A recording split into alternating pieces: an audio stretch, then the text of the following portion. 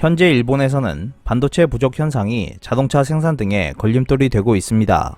여기에는 미중 경제 마찰도 관련돼 있어서 반도체의 자국 내 생산이 필요하다는 의견이 각국에서 강해지고 있습니다. 이에 따라 일본 정부도 대만의 첨단 기업 TSMC를 유치할 계획을 발표했습니다. 하지만 아무리 보조금을 주고 TSMC를 유치해도 일본 기업의 의사결정 체제와 경영 전략으로는 일본의 반도체 산업을 부활시킬 수 없을 것입니다. 반도체에는 여러가지 종류가 있습니다. 현재 일본에서도 문제가 되고 있는 것은 데이터 처리를 담당하는 논리 소자로 불리는 집적 회로입니다. 최근 스마트폰용 논리 소자는 여러가지 기능을 가진 시스템을 하나의 칩으로 구현한 기술 집약적 반도체인 시스템 온칩을 사용하고 있습니다. 논리 소자의 성능은 회로폭이 얇을수록 높아지는데 스마트폰 등에서는 5나노미터 이하의 것이 사용되고 있습니다. 논리 소자 반도체에는 차제형도 있지만 여기서 사용하는 것은 28나노미터, 40나노미터, 65나노미터가 일반적입니다. 이것은 5세대 정도 전에 낡은 기술로 만들어지고 있습니다. 덧붙여 반도체 산업에는 설계를 하는 기업과 생산을 담당하는 파운드리라고 불리는 기업으로 나누어져 있습니다. 현재 초미세 공정 영역으로 평가받는 7나노미터 이하 반도체 양산이 가능한 업체는 전 세계에서 삼성전자와 TSMC 뿐입니다. 완벽한 상태로 5나노미터 제품을 양산할 수 있는 곳은 현재 TSMC이지만 두 회사 모두 5나노미터 제품을 양산하고 있습니다. 반면 일본에 남아있는 르네사스의 최첨단 제품은 40나노미터여서 차이가 크다고 할 수 있습니다. 미중 간 경제 마찰의 중심이 되고 있는 반도체 생산은 중국의 약점이기도 합니다. 2020년 중국의 집적회로 수입액은 2조 4천억 위안으로 2019년보다 14.8% 증가했는데 이는 원유 수입액 1조 2천억 위안의 2배 수준입니다. 중국의 대표적 통신기 제조업체인 화웨이의 경우 논리 소자는 자회사인 하이실리콘이 설계하고 있고 제조는 TSMC에 위탁하고 있었습니다.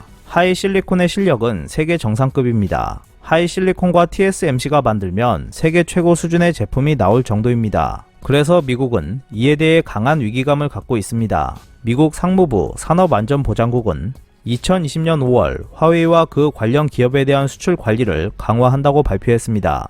이 때문에 화웨이는 9월부터는 TSMC에서 반도체를 조달할 수 없게 됐습니다. 나아가 미국은 2020년 12월 중국의 최대 반도체 파운드리 기업인 SMIC를 제재하고 10나노미터 이하 제품을 만드는 기술을 SMIC로 수출하는 것을 제한했습니다. 이처럼 반도체 문제는 미중 경제 마찰에 초점이 되고 있습니다.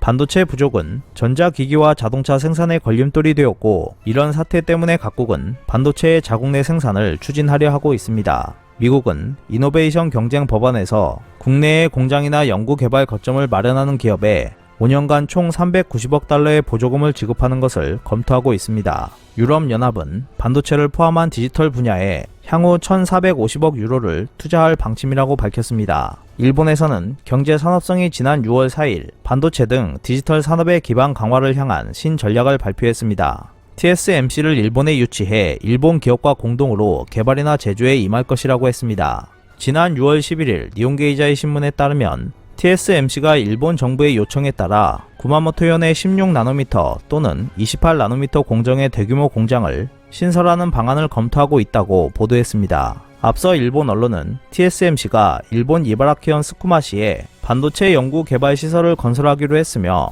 일본 정부가 TSMC에 약 190억엔의 보조금을 지원한다고 밝힌 바 있습니다. 이 경우 TSMC는 일본의 연구 시설에 이어 생산 시설까지 거점을 두게 됩니다. 기술 경쟁이 치열한 5나노급 이하 첨단 미세화 공정은 아니지만 자동차와 스마트폰 등 최근 공급 부족 사태가 심화하고 있는 시스템 반도체 생산에 들어갈 것이라는 전망이 나오고 있습니다. TSMC의 공장 건설 검토는 일본 정부의 적극적인 요청에 따른 것이었습니다. 하지만 TSMC 입장에서 볼 때 일본에 첨단 공장을 만들 이유가 없을 것입니다. 일본에는 첨단 반도체 수요가 없기 때문입니다. 일본에서 단지 필요한 것은 차량용 반도체뿐입니다. 차량용 반도체는 이익률이 낮기 때문에 TSMC 같은 첨단 기업은 하고 싶지 않을 것입니다. 만약 대만이 유사시를 대비해서 거점을 일본에 두는 것이라면 그럴 바엔 미국 본토에 거점을 마련하는 편이 더 안전할 것입니다. TSMC는 미국과 중국 사이에서 균형을 잘 잡고 있습니다. TSMC는 애플용 반도체를 수주하고 있고, 또한 현재 풀 가동 중인 난징시의 TSMC 공장에 28억 8,700만 달러를 투자하여 신라인을 설치하고 차량용 반도체 등을 증산하고 있습니다. TSMC는 이미 미국에서도 대규모 투자 계획을 밝혔습니다. 지난해 화웨이 제재 등 미중 무역 분쟁 속에서 발빠르게 미국 편에 서며 미국의 환심을 샀고, 최근엔 애리조나에 짓고 있는 파운드리 공장을 총 6개 라인으로 확대하겠다고 발표했습니다. 애리조나 1개 라인 투자비가 120억 달러에 달하는데 이를 6개로 늘리면 투자비가 80조 원을 넘어설 전망입니다. 이렇기 때문에 안전 측면에서 일본에 가는 것은 의미가 없다고 할 수 있습니다. 일본에서 필요한 것은 차체 반도체이고, 이는 르네사스 테크놀로지가 만들고 있습니다. 이러한 수준의 TSMC의 최첨단 기술은 필요 없다고 할 수 있습니다. 일본에서도 고속통신 규격 5G 관련 기기에 사용되는 첨단 논리 소자를 만들 수 있는 것이 중요하고, 그 때문에 최첨단 반도체가 필요한 것이겠지만 일본에서 그러한 기기를 만들 수 있는 기업은 눈에 띄지 않고 있습니다. 결국 일본이 TSMC를 유치하는 것은 의미가 없다고 할 수 있습니다. 일본이 아무리 돈을 주고 최첨단 파운드리를 유치한다고 해도 일본의 의사결정 체제와 경영 전략으로는 반도체 산업이 부활하지는 못할 것입니다. 오늘 준비한 소식은 여기까지입니다. 끝까지 시청해주셔서 감사합니다.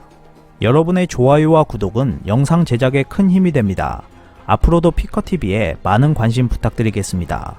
오늘도 즐겁고 멋진 하루 보내세요. 다음 영상에서 뵙겠습니다.